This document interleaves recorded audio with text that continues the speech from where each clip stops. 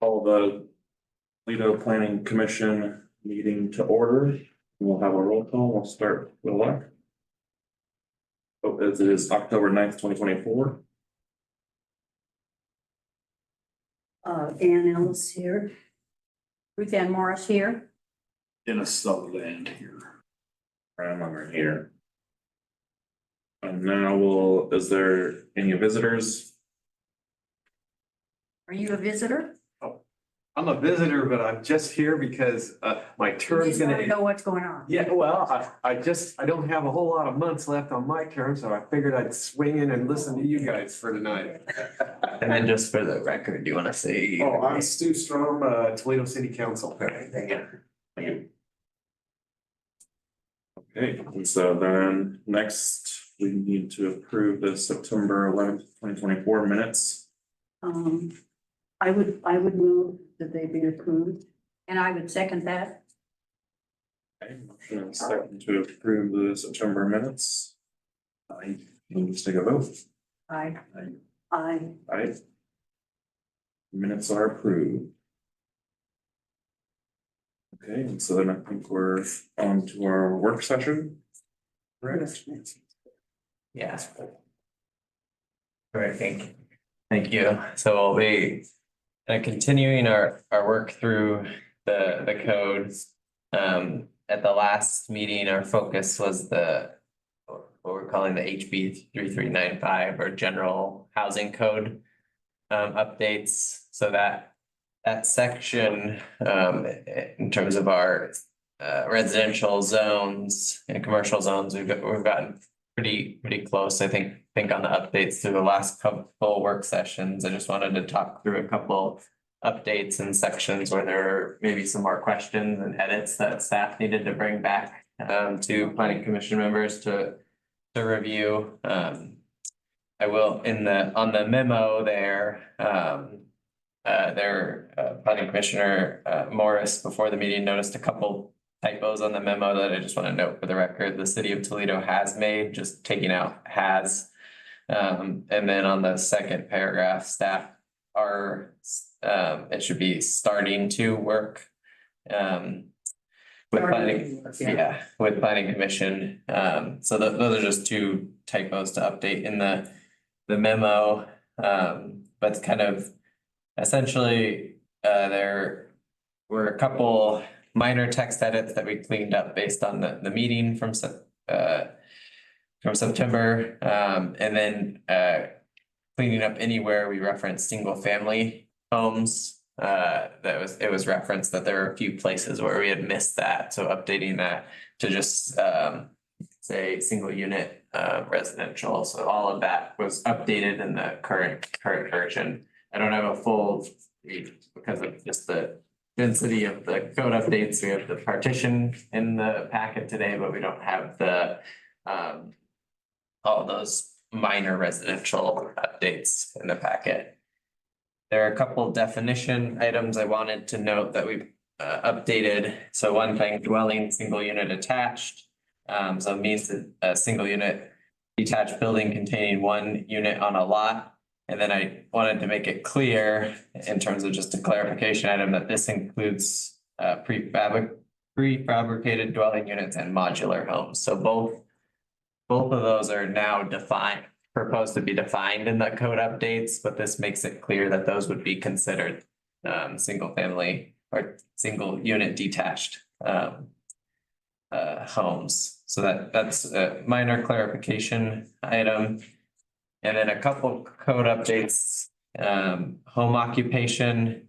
There was reference to means an occupation carried on within a dwelling by, and it used to say family, but now it would say residents occupying instead of family. So that home occupation could be run by potentially two unrelated people living in the same residence, but they would still, a home occupation, you'd still need to be living in that residence. That's the purpose of the home occupation. Typically, those are pretty small scale, like someone's maybe has their accounting business office that's in their home, so they would have a home occupation permit, but these aren't going to be larger scale businesses run out of homes. But that's just a clarifying item in the definitions. And with hostel, very similar on the back half of the definition. It used to say by family member, but now it just says manager, keep it more generalized. And the main items that I wanted to focus on today were the proposed language for 1738, religious owned affordable housing, and then 1742, commercial residential overlay zone. And then after that, we'll get into the partition subdivision code updates. So in your packet, there's the text that changes. So the next page in the packet, it has chapter 1738 in the proposed language. Before, in the last meeting, that language was a little clunky how it was organized, so staff reorganized it. So basically the purpose of this section is to enhance affordable housing opportunities in Toledo consistent with the Toledo comp plan. In addition, open opportunities for land not currently zoned for residential for affordable housing developments consistent with ORS 197A445 of and this chapter. So we're making the updates in compliance with the ORS is the goal. So affordable housing defined below will be permitted through a site plan review when the following standards are met. So the development is on property zoned for commercial uses, religious assembly, or public lands, or is owned by one of the following. So local state government, a nonprofit, a housing authority, and then or a manufactured dwelling park. And a lot of these, we reference the ORS for the specific, how those are each defined. And then the ORS defines affordable housing, because there can be multiple definitions of affordable housing, but it makes it clear what we mean in this case. So each unit, and there's kind of different options. So each unit on the property is made available to own or rent to households with incomes of 80% or less than area median income, or all units on the property are made available to own or rent to households with incomes with a collective average of 60% or less of area median income, or a manufactured dwelling park that serves only households with incomes of 120% or less of AMI. And that's copying the language from the ORS in terms of their definition. And then this would not apply for lands that can't be served by water, sewer, stormwater, drainage, or streets. So if the city can't serve those properties, say it's at the urban fringe of the city and there's no water or sewer available yet, this would not apply until water and sewer were available at the lot. Or if the property contains a slope of 25% or greater, properties within a 100-year floodplain, or if it's constrained by other land use regulations, natural disasters or hazards or natural resources. So basically we don't want to put the property on a steep sloped area or an area that has a floodplain. Again, mirroring the language from the ORS.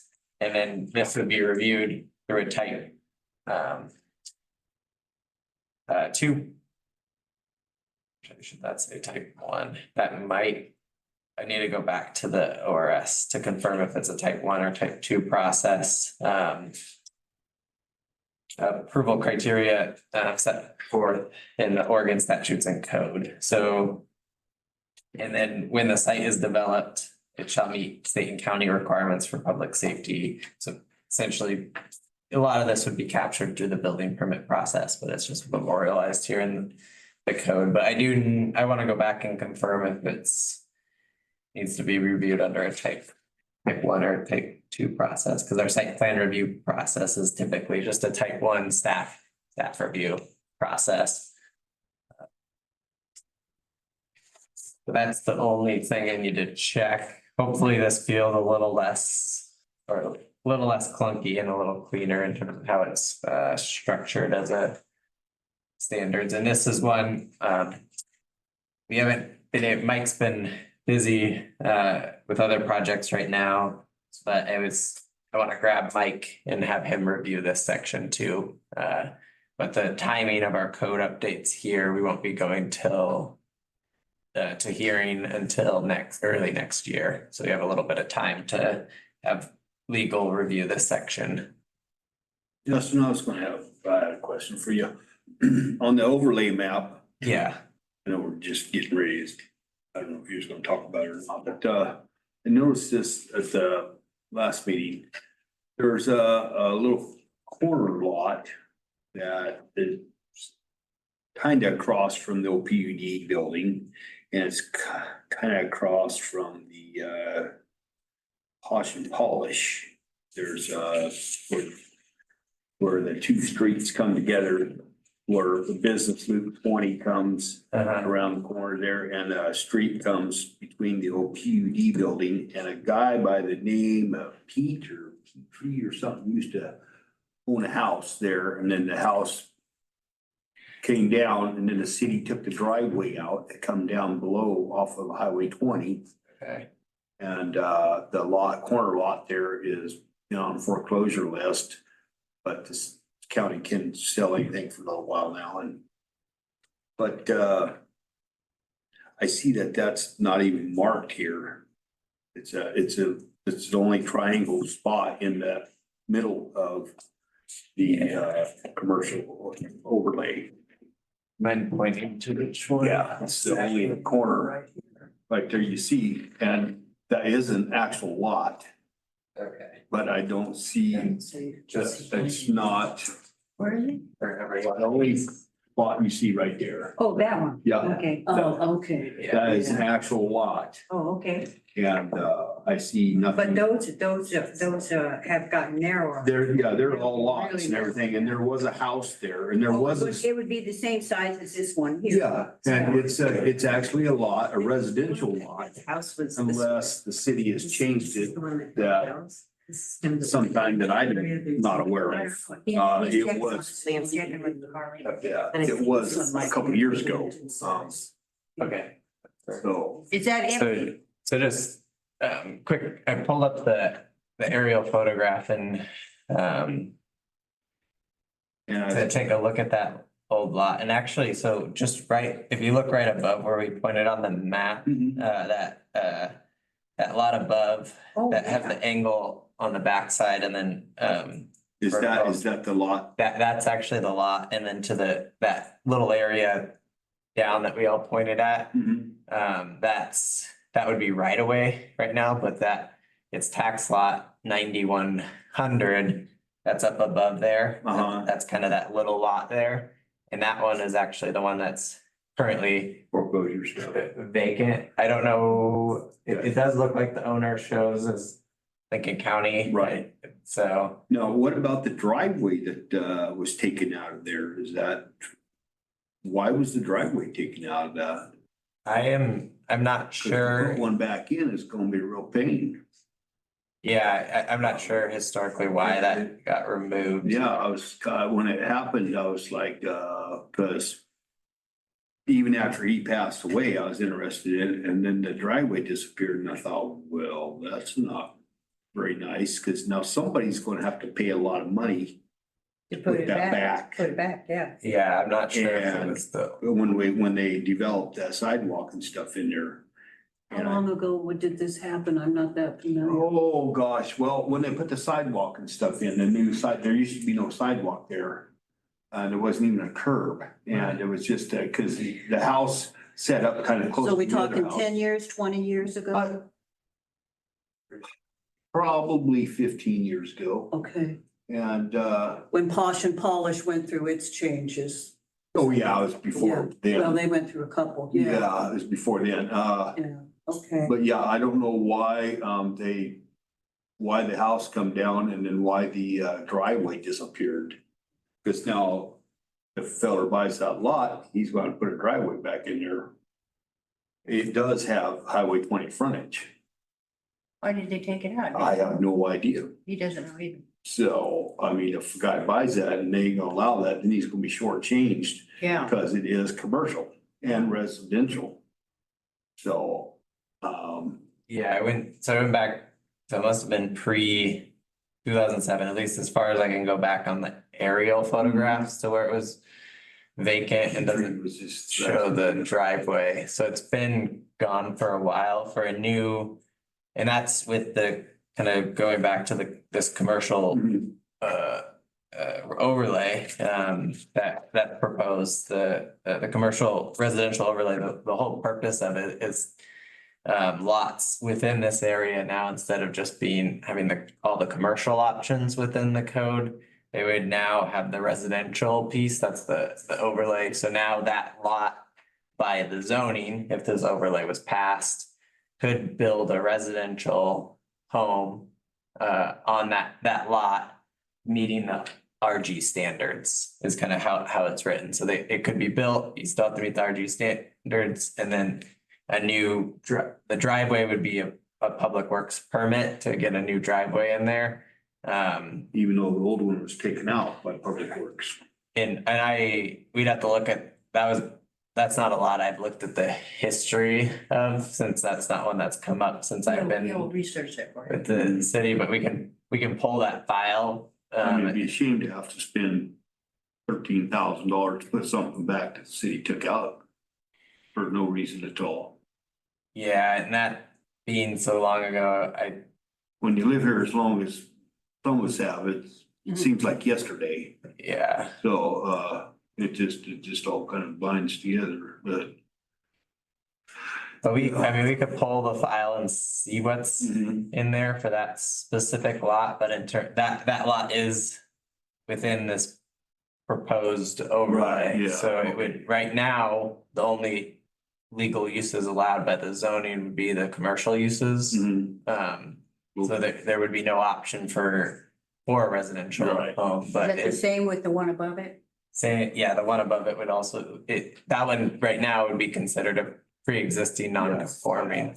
Okay. Since it has a home on it, and that's a lot of the lots in this overlay are residential, Mhm. and that's the goal is to provide that flexibility. Historically, I think the thought was that a lot of this could be commercial, especially I think right there by beach and just west of beach, kind of that area, maybe the thought was that might morph into like more of a shopping type area, being in the center of town. It never happened over the years. So and it stayed residential. So this proposal is kind of keeping with what historically has been the case in the city and trying to provide more flexibility to property I owners. just, I thought that was that little bitty corner down there, cause I knew by the time you did your setbacks, there was gonna be like 0.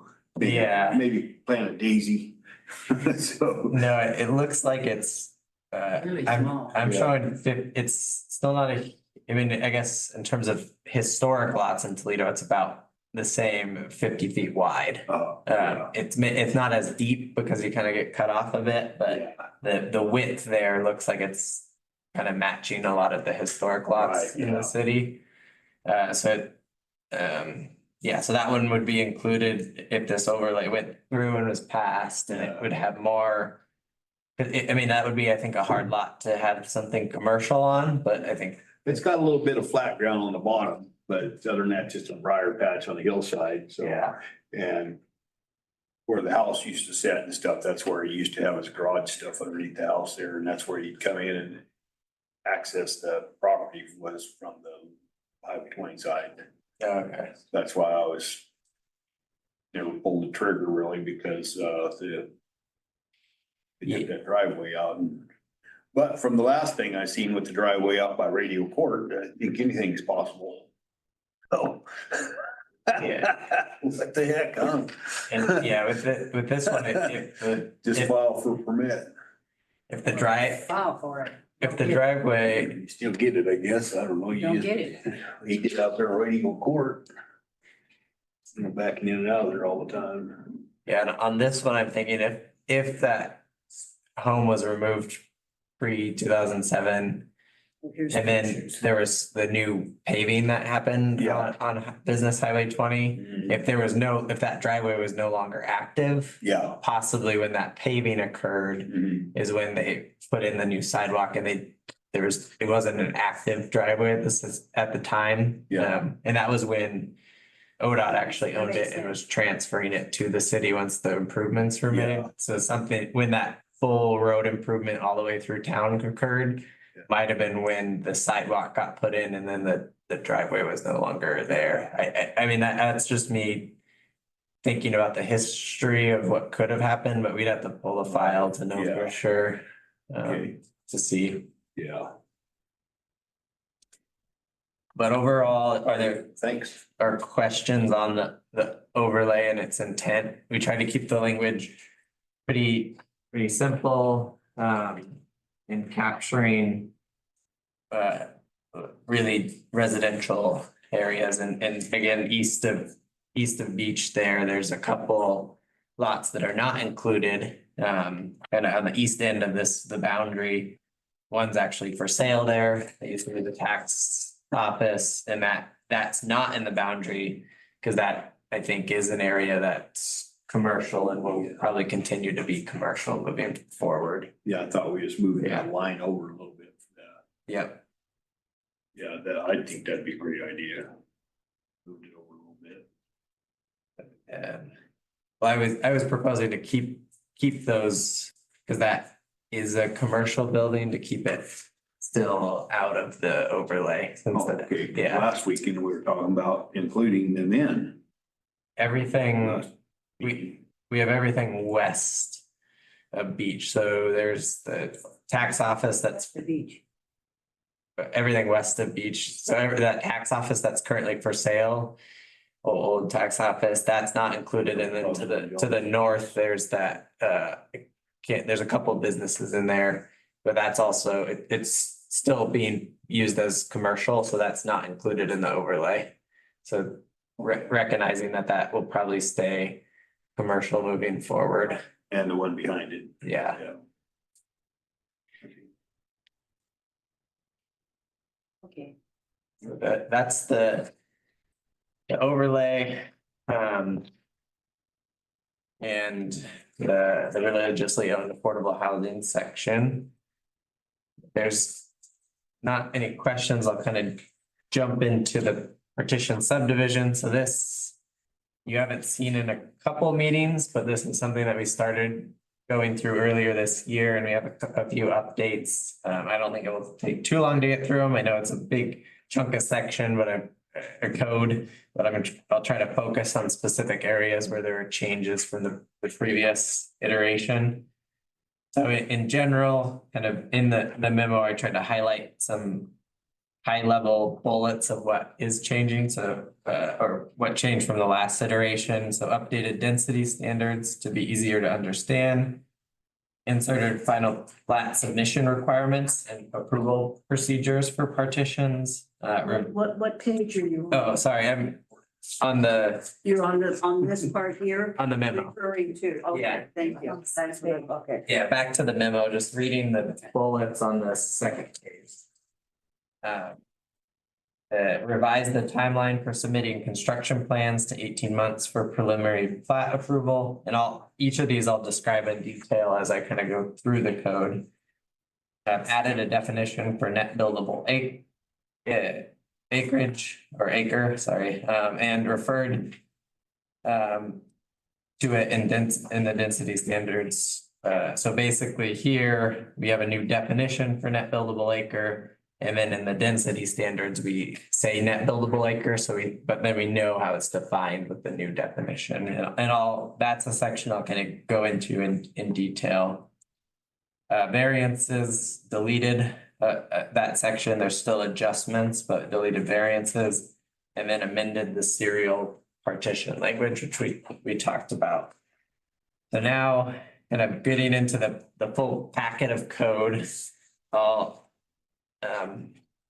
jump around a little bit, but I'll let you know kind of as I go through which page I'm on. So on page 2, there's the purpose section, and if you remember before, we had a subsection C here that was serial partitions. So we're trying to think, and that's like when you were partitioning and then partitioning again, kind of back to back instead of doing a subdivision. So instead of that, later in the section in the code, I'll talk about what the the new process that we created to avoid that. And essentially it's that if you do partition, you can do it, but you can only do 2 or 3 parcels within a calendar year. If you look at subsection A, so it'd be in a year, you only can do that 3 lots that you divide. But when you do it, there's some language later in the code that talks about you need to describe how the rest of the property could be developed if it could. So if you were, say, at a 5-acre property and you were partitioning off 3 lots on one little piece of that, you'd have to show that future development could occur on the rest of the lot. So you're not basically blocking future development by just partitioning off 3 lots. So that's where, instead of having that serial partition language, we have some other language, which I think is a little bit cleaner. Than putting, because we actually were putting someone through a subdivision process if it could potentially be a serial partition, and I think that was too much administrative burden, whereas this is just they need to show on the partition plat that the property could be further divided later on. So that's page 2 in terms of updates. On page 3, there's the net buildable area definition. So that means a horizontal area of a tract, parcel, or lot of land remaining after subtracting from the gross area of a tract, so the total area, parcel or lot, the areas identified as wetlands on a statewide wetlands inventory map or other approved wetland delineation, any areas having slope of 15% or more, areas identified on the special flood hazard area, or other natural hazards that would limit development. So you'd be taking, say you have a 5-acre parcel and 2 acres of that are really steep. So your net buildable acre should be only 3. So that's important when we get to the density standards in terms of requirements. But it's net buildable is taking out all those areas that aren't buildable or would be really difficult to build on. And that's a new definition. The other definitions that have in here haven't changed since the last time you saw the code. On page 5, there's nothing new here. Minor changes like so transportation facilities, it's defined, so we don't need to have in parentheses streets, pedestrian paths, since it's defined already. That's everything on page 5. Page 6, if you remember, we talked quite a bit a few months ago about the joint use driveway standards. So that's page 6, no changes there. Again, that's the goal there, is that instead of having a bunch of flag lots, and those are the lots that kind of just look like a pole and then a flag, instead of having a bunch of flag lots, then this allows for shared driveways. So you could have the 3 lots back to back, only that front lot, say, has frontage on a street, but then you have a shared driveway and an easement access so that it and there'd be recorded documents about maintenance of that. There has to be a fire turnaround, surface improvements, and that's all captured on page 6. No changes there. On page 7, this is where we get into the density standards. So the old subdivision standards, and again, we haven't had a subdivision in a long time. We had a plan unit development in 2007, Beaver Street, off of East Slope is the last one that we had in 2007. But the subdivision density standards were very kind of long and convoluted in terms of how you calculated what the required density would be. So the proposal, you can see a lot that's crossed out, but the new language would be in the RS zone, there shall be a minimum of 4 lots per net residential acre. So again, it goes back to that net residential acre definition. So it's not 4, if you add that 5 acre. Or actually, my example that I wrote down is 10 acres. So if you had that 10-acre parcel and some of that's not buildable because you've taken out that net definition, you don't have to have 40 lots on there. You would take out, say, 4 acres of that as slope, so you have 6 acres that are net buildable. So it'd be 6 times 4, so you'd need 24 lots on that, not the 40. So it's accounting for when there's area that's not buildable, which is probably going to be the case on pretty much any lot in the city. So it's taking that into account when we go into the density standards. If somebody reads very quickly like I do, because I noticed that and I missed the 4 per residential acre. So just saying net is okay. You don't need to say net buildable, you think? I think, no, that's a Or good point. reference page 3, you know, where the Yeah, it should be a net definition is. buildable residential acre. Yeah, I agree. And that would be for in the RG zone, we would need to do the same thing. Right, yeah. Now we can make that match the definition. And there's a slight, as you can see, there's a slight difference between the RS and the RG of 4.5 in the RG zone and 4 in the RS zone. I did try to run the numbers, kind of looking at a few lots. I mean, we haven't had a subdivision, so it's hard to run it against the example that's been approved recently, but looking at the property and running the numbers, it seemed like the 4 and 4.5 lots were reasonable and close to, say, if all those lots still need to meet the so each in our RS and RG zone, we have our minimum lot size standards of 5,500 square feet for the our G zone, and then 6,000 square feet in the RS zone. So you're bound when you're building, you're kind of bound by those lot sizes and then bound by meeting these density standards. But if you think about it, an acre, roughly the 43,000 square feet, and it's 6,000 square feet in the RS zone, that's 24,000 square feet. And then that leaves room also for roads area as well, because we have to account for that. So these numbers, if you look at other cities, are relatively comparable in terms of what you'd be looking at in terms of density. Someone could go more dense if they wanted to, but they could only go so small with the lots that they still meet that minimum lot standard. It's certainly a lot easier than all. Yeah. Yeah, that was the goal. We tried to look at this, run the numbers, and the theory of what we're doing is still the same, because they're taking out net buildable acreage and trying to calculate which is more dense, and instead it's trying to simplify it but still be reasonable, and reasonable in the sense that you can meet the standard, and also that we don't want to build it at such a low density that we're not utilizing the land to build homes, and to kind of trying to find that balance.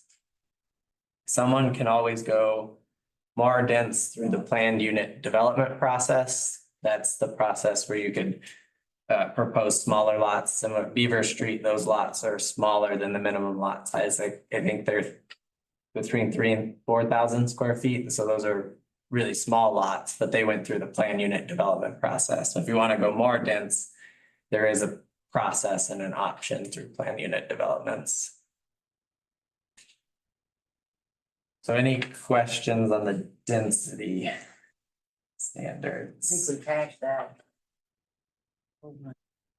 Yeah, and that the density standards are new from last time. That was something I needed to spend some time thinking about, and I didn't have it put together at the last meeting, so that's new from the last iteration. On page 8 and 9, it talks about the lot size standards. This is something that planning commission members have seen in previous meetings, so this is again trying to simplify some of the language. We still have flag lots and what they would need to meet. Hopefully with the new shared use driveway, we would see less flag lots and more of the shared use driveways, but there still is an option for a flag lot if that makes the most sense for someone when developing. But that's not new from the last iteration. Going on to page 10. There's improvement procedures. This is new. This is trying to formalize a process for the city when Public Works is reviewing the development for engineering standards. So it's essentially formalizing that process and adding there is additional detail in our Public Works infrastructure standards manual, but in the subdivision and partition standards, there really wasn't much about like what process do we follow when the city's reviewing to make sure that the work is in compliance with city standards. So it's kind of creating a check sheet to where Public Works would go out and check to see that the street is being built to the design standards that it said it was going to be, and it's meeting the city's standards. So and like water and sewer is being installed correctly, and allowing Public Works to review that. And that's basically trying to formalize that process in the code.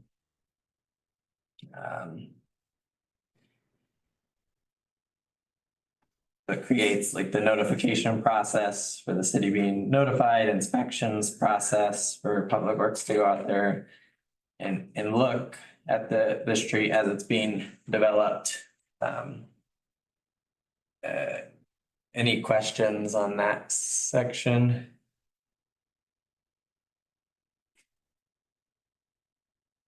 And the rest on page 10 is not new. In page 11, there's some area that's deleted for notice of public hearings. And it references Title 19. So basically, instead of having all of this listed again, all of the newspaper requirements are listed already in Title 19. So it was duplicative in terms of having it in two places. So this isn't being removed to where people aren't going to be noticed, but it's in Title 19. So that's following those procedures. And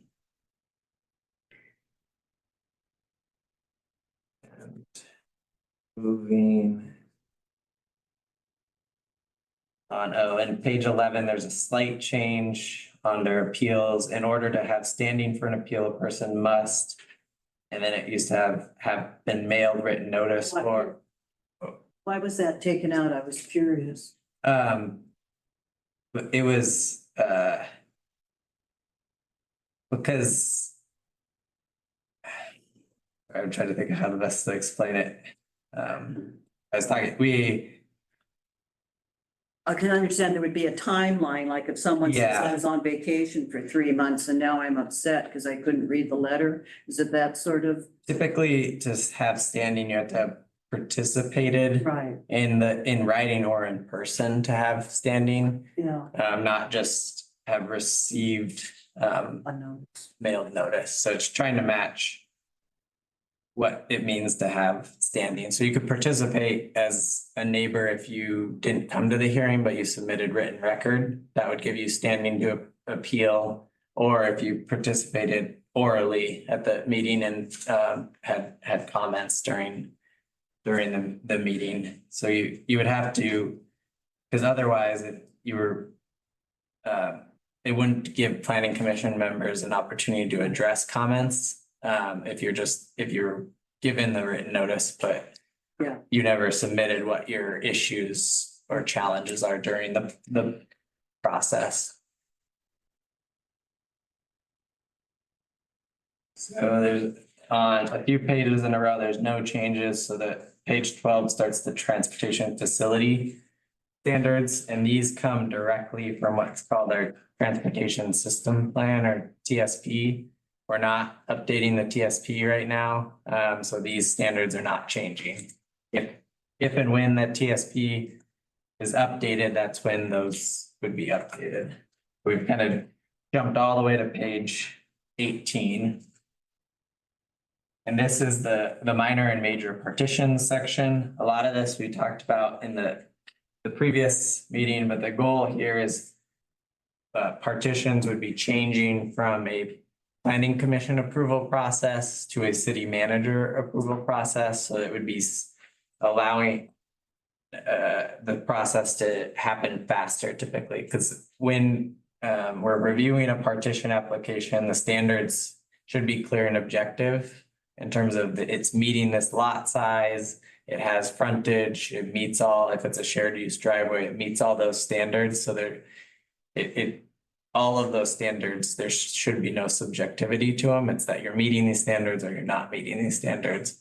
And what we want to do with planning commission members is make sure we have good standards within the code, and then that'll lead to the good development. And then in terms of a developer coming in and proposing a partition, we look at it, make sure it meets the standards that were created by the city through the hearings process, and then be able to move forward. So it would make partitions happen faster, whereas subdivisions are larger, bigger developments, those are still coming to planning commission for review and approval.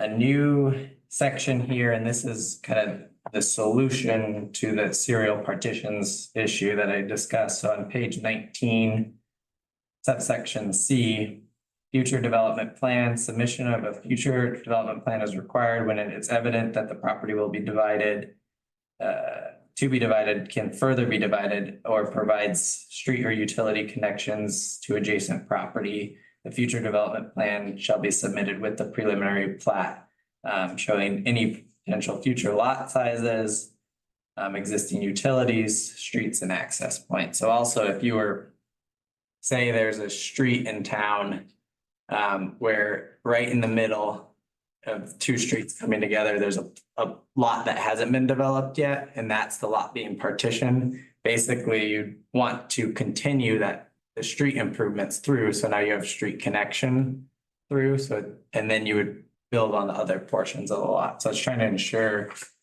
that you have street connectivity as well when you're developing. And that won't be I mean, you have a few areas, but where that could occur, but I don't know how much the street issue will come up, but more so that if you divide a larger lot, that you need to show how those other potential lots will get utilities in the future, if they make sure they have easements. So trying to think ahead, so you don't create landlocked parcels or area in town that can't be developed in the future. So that's a new section, and that was kind of the solution to the serial partition challenge that we were talking about. Page 20, again, that's just changing from public hearing to city manager approval through the type 2 process.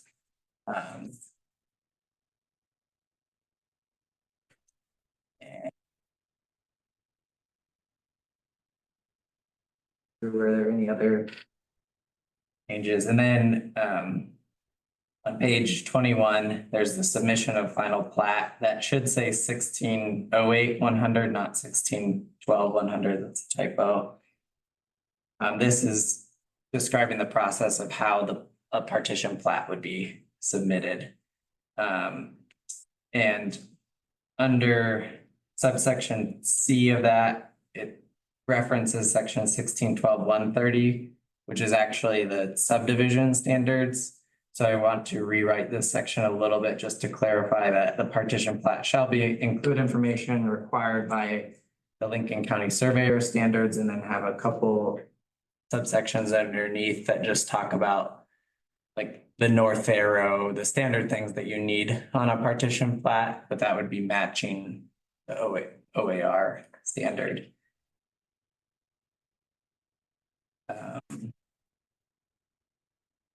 And then this does on page 22, it does talk about that you have to record that partition within 30 days after the city manager signs it. So once you come in, you got your plat approval, you come in for your final plat, it gets signed by the city manager, you have 30 days to make your way over to the surveyor's office and get it recorded. But it's should be plenty of time to get it signed, but it also is making sure that it's easier to track for the city. If the city signs on it and then someone sits on it for 6 months before they go and record it. So it's trying to create a tracking piece. So now we get into the subdivision section. Under page 23, this is adding in addition, electronic versions of all submissions shall be provided on a PDF format. So this is very common now. You get often with subdivision, you get these large plans and you have the city has to take the staff time to scan those, get them on PDF, but this is requiring that they provide also the PDF versions, which they should have if they have the paper copies. So it's trying to administratively save the city time from having to scan documents. And then, because we'll have to send it out electronically to like Public Works and Fire and everyone to review the plan. So that's the purpose of that section. Then minor stuff on page 24. One thing that's added there is email address. So when this first was written, it probably was less common, but a lot of our communication with applicants is not by mail, but through email. And it's obviously a lot faster in terms of that back and forth. The traffic impact analysis that was in the proposed updates last time. This future development plan on page 25, that mirrors what's in the partition section, so nothing different there. And then the phasing section, subsection C here. This is if you had multiple phases of a development, this is trying to ensure that phase one, once it's built, can independently has the street structure utilities. So you're not creating this, say you built phase one's the back half of the property. You would need to make sure that road to the property is built out to function. That you don't just, you have a dirt gravel road or something that's not up to city standards back to the phase one of the lot. So it's trying to make sure that you're doing it in an efficient way for future development. Because if something happened and phase two got delayed, then now we're stuck with this development that's only half complete and has weird access issues for possibly fire or public works. That was the purpose of that section. On page 26, there's subsection B there in the criteria for evaluation.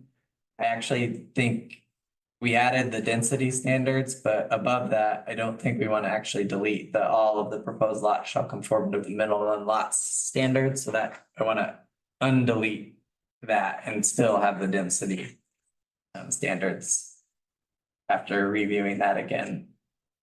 And then criteria for evaluation, the traffic impact analysis where required by Public Works has shown that the traffic and then this gets into some technical language. But basically we're making sure that when this development comes in, Public Works can look at a traffic impact analysis that's submitted and make sure that the road has the capacity to handle that new development. Stub-in streets. So this is something where if you built on the lot. And if you've ever seen a subdivision where it's, the street goes and it just kind of stops and it's blocked off. Basically, that's a stub in street trying to ensure that when that back half of the lot finally gets developed, it has that street connection. So you have that stub in for future residential development and not trying to landlock parcels. I know this is a lot, we're getting close. And then kind of another change on page 27. So this talks about the submission of construction plans. So with the subdivision criteria, after it's approved, you would submit your construction plans within 18 months of the approval. So it comes, say there's a 12 lot subdivision, it comes, it's approved by planning commission. They have 18 months to submit their construction plan. So for utilities, streets, it doesn't have to be complete at that time, but they have to have the plans. And then Public Works and Fire would check them, make sure it's meeting city standards, gets submitted to the city. And this kind of goes through that full process of how Public Works would review it. And the change on page 28, before a subdivider had to submit within 12 months the final plat. But now what the change is, the subdivider has to file the plat within 24 months of the construction plans being submitted. So once those construction plans are submitted, say they did it in 6 months, now you start your 24-month clock, 2 years to where you have to submit the plat. And that's the new recorded document that shows the size of the lots with the county. And that has to be submitted within the 24 months. So it's possible that if they waited to the very last minute, 18 months to get those construction plans in, and then 24 months to get the plat. So it's giving a lot of time because things development takes, so we're learning, takes longer than it used to get through these standards. So it's giving a lot of time for the developer. It's still getting reviewed for construction plans, still has to have a plat recorded, but giving more time for developers. And this process would change before, so the planning commission's approved it, right? But before it would have to come back to the planning commission to re-sign off on it, basically saying, look at what was approved, look what's getting signed off on. And just really, it was just an administrative check, but it would actually just be reviewed by the city manager. And just checking, if it doesn't match, then there's no sign off, but it's what already was looked at by planning commission. So instead of waiting for another meeting to have that sign off, it's reducing that admin piece for the subdivision. It's already been looked at by planning commission. We keep you updated when it does get signed off on, but it kind of removing one less timeline or hurdle for a developer.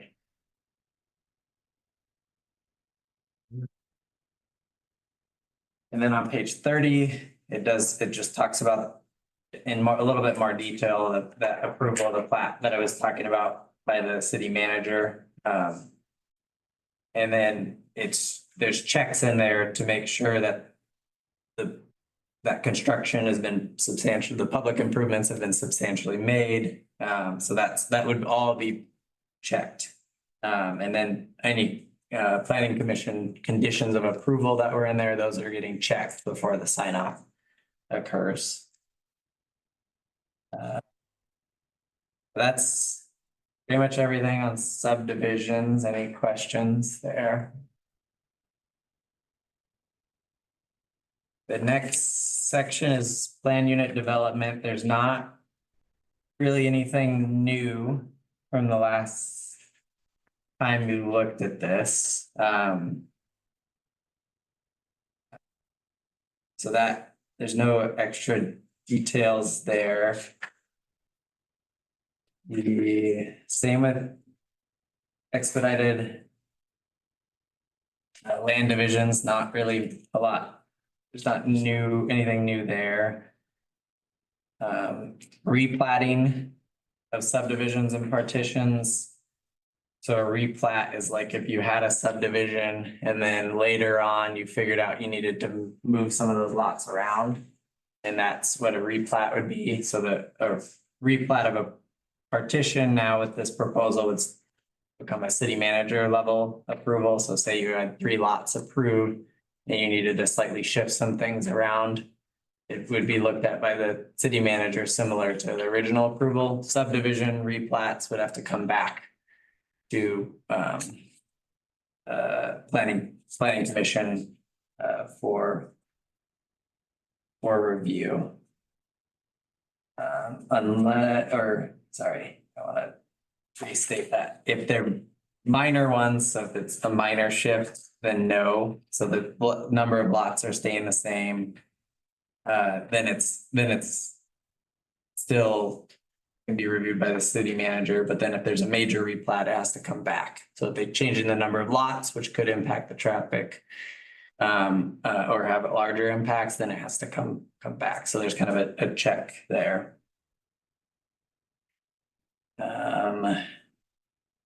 Why is the plat not in the same section?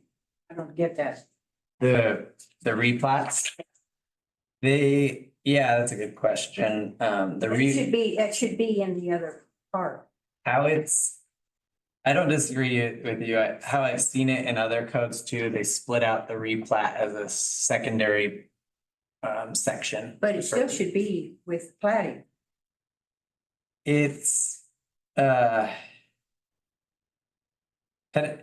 think the reason it's separate is that it's a process for when someone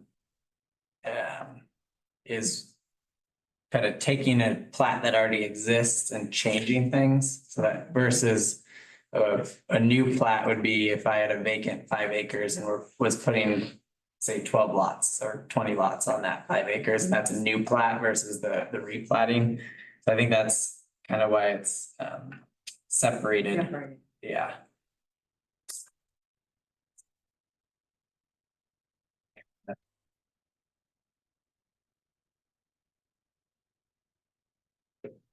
And then on page 40, the property line adjustment, there's no real changes there. But then variances, so adjustments and variances.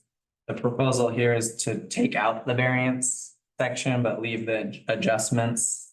The adjustments are typically smaller changes, so on page 41, as an example, the requested adjustment is for 10% or less of a numerical development standard. So if you needed an adjustment, you weren't quite meeting that density standard and you needed to go down by 10%, you could do an adjustment to the standards. The variances, we have a variance section in our Title 17 already that covers variance options, and also typically with variances, if you wanted to go smaller lots, you wouldn't do a variance, you would actually do the plan unit development. So there's a kind of an easier process to go through with the plan unit development rather than having this variance section, and we still do have a variance section in Title 17 that's available. But yeah, with subdivisions, if you can't meet those standards, a lot of it is that the goal would be let's see what a plan unit development can do. How can we have smaller lots or a different lot frontage or something?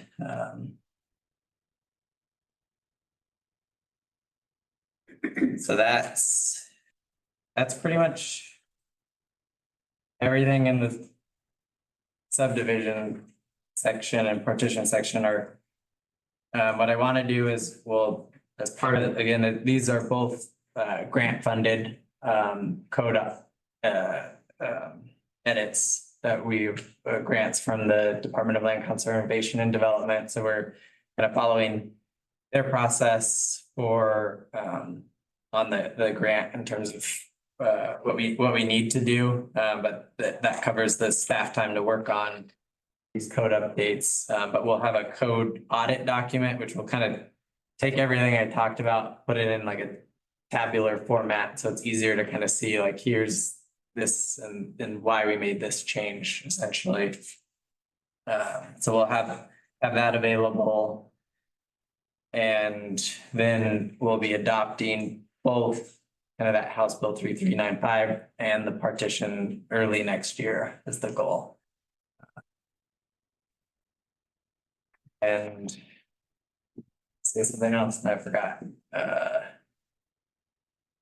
Oh, next month, we probably will not be looking at the residential code updates because we have some public hearings that we'll have for next month. So that'll take up the majority of our time. So we don't want to go way late into the night when those will take up a lot of our time, but I think we're pretty close on both sections.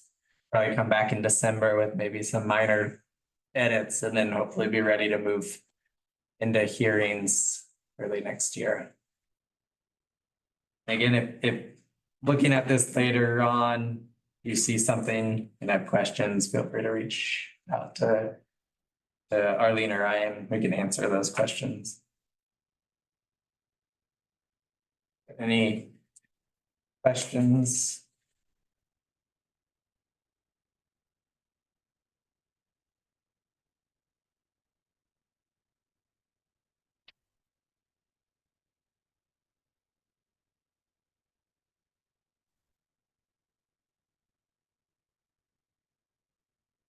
If there's no questions, I can give a quick grant update. Two grants, so Safe Routes to School construction grant, the signage in front of the school, those, I don't know if everyone's drove by, but there's new signs, the 20 mph signs that are speed feedback signs. So those were funded by a Safe Routes to School grant. And then also on 10th Street, there's a new, there's some new crosswalk signs that will flash when you press the button to cross there. So both of those projects were funded by Safe Routes to School. Originally, we had a bigger package that we had submitted with sidewalk improvements there as well, but that we only got funding for partial funding in terms of where we scored on the criteria. But now that those have been installed and it worked out well because it was just at least the speed signs were just before school had started. Justin, is there any update on the bathroom down there on A Street? Is that open now? Park? Yes, it is open. Is it open and running now? It should be. It was yesterday. It was Yeah. open yesterday, yeah. What about the one at Memorial Field? I know at one time it was said to be up and running before the summer festival. And I know I even said that I would pay for it to get it going. I know it's, waiting on the insurance, but I know I deal with insurance stuff all the time. And I know I had to deal with the crime too, but we're long past. Yeah, I wish I had. We're waiting for a rainbow to come land on it or what, but.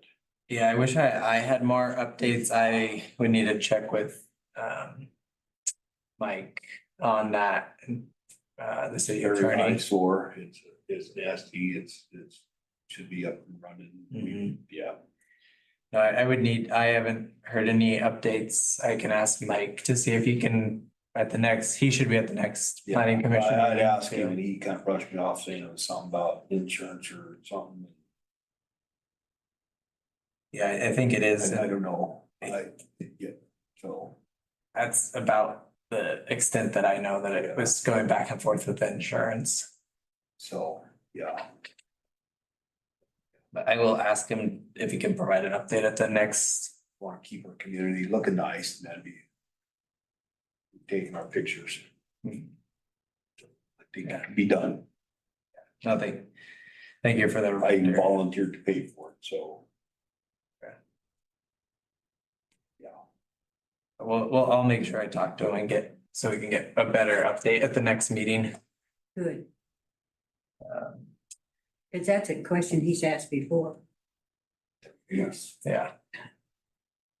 And the other grant was, we applied for an Oregon Parks and Rec grant for a parks plan. So that was awarded. So starting next year, we'll probably be bringing updates about going through that process of They have a, new signage there at the park, which park, at the park. At A Street, Yeah. yeah. what about like Nye Park and stuff like that? Are they gonna do an upgrade on Nye Park?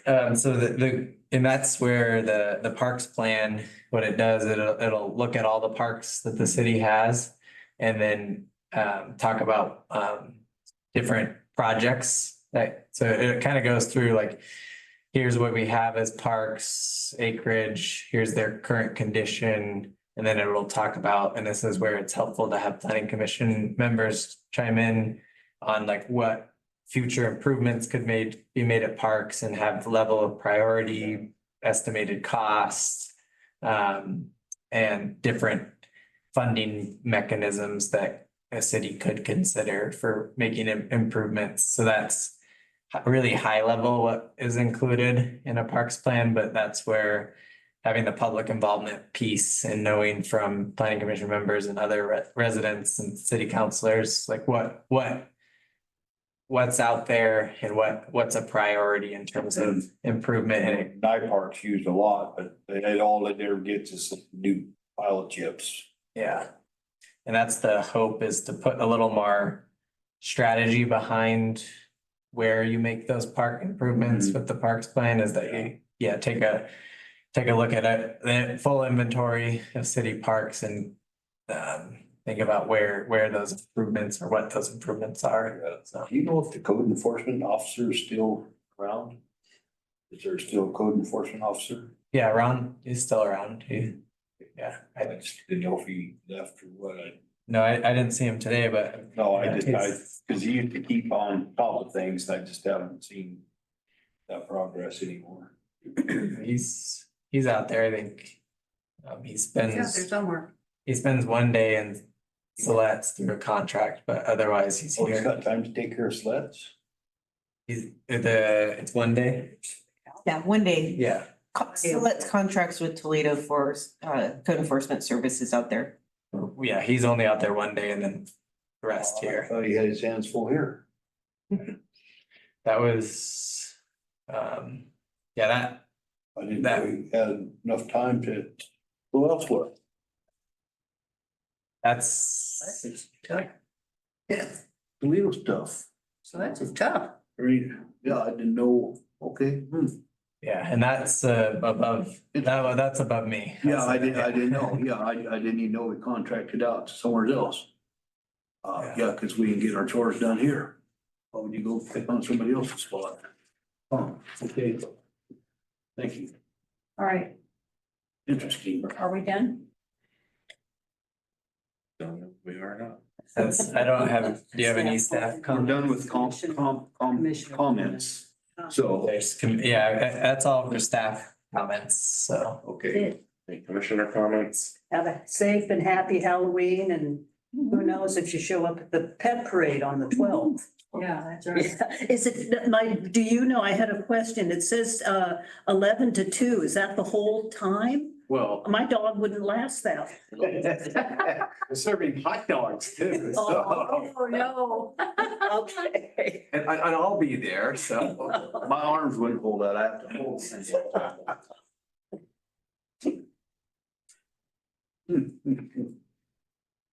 Okay, is there anything else? There's nothing else, I guess. Let's adjourn.